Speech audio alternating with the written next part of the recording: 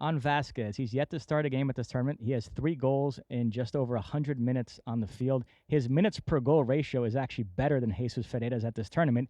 And there are people arguing, I've heard this a lot in the last 24 hours, that when you consider who his goals have been against, Jamaica and Canada, that Vasquez is actually the player who should have raised the stock more than Ferreira at this tournament, because we're still litigating Jesus Ferreira and the value of his goals. Do you think there's an argument to be made that when you factor in level of opposition, that Vasquez is actually helping himself more than Ferreira in the long run? It is, but when we talk about a Cade Cowell, for example, who came in a substitute capacity, and we talked to BJ Callahan, who said, look, at this point, Cade Cowell is a substitute.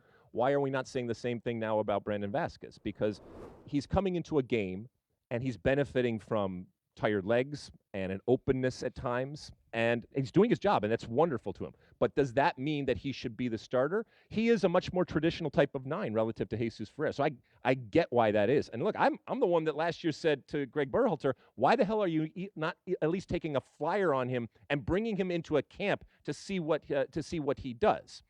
But I think that there is absolutely a case to be made for Brandon Vasquez to start going forward. But that also doesn't mean that Jesus Ferreira did not have a good game. And it also doesn't mean he has to drop out of the lineup. Right, I like true. when they're on the field together. We've seen that throughout this tournament, and it's been pretty effective. So, as you mentioned, Ferreira can be effective in a different role than playing as a center forward. Absolutely. If you're just judging it on goals, and let's be honest, the guy scored 2 hat-tricks in a row, so that's where his money and his gold was, then last night was a failure, if that's how you want to characterize it. But if I look at the Jesus Ferreira who's coming back and blocking crosses, the Jesus Ferreira who's coming back and playing out of the back, that little chip that he did, I can't remember what minute it was, but literally playing out of the back. And instead of bashing it 60 yards down the field, actually having the composure back in a position almost at right back at times, playing out of the back with a depth little chip over the top to his opponent that led the ability to come out of the back.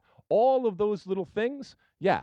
Should he have stopped the goal ultimately that Canada scored down that left-hand side with a foul? Well, yeah, he was probably tired because he was running all over the place. I don't even know what position at a certain point he was playing. And this isn't me just blindly defending Jesus Ferreira. This is just looking at what he actually did in the game. And anybody who has a soccer brain that looks at that game, if you didn't know what Jesus Ferreira had done in the last 2 games, you would say, well, that's one of your better players out there. That's somebody that you need on the field, regardless of what the position is. That's somebody that you need on the field.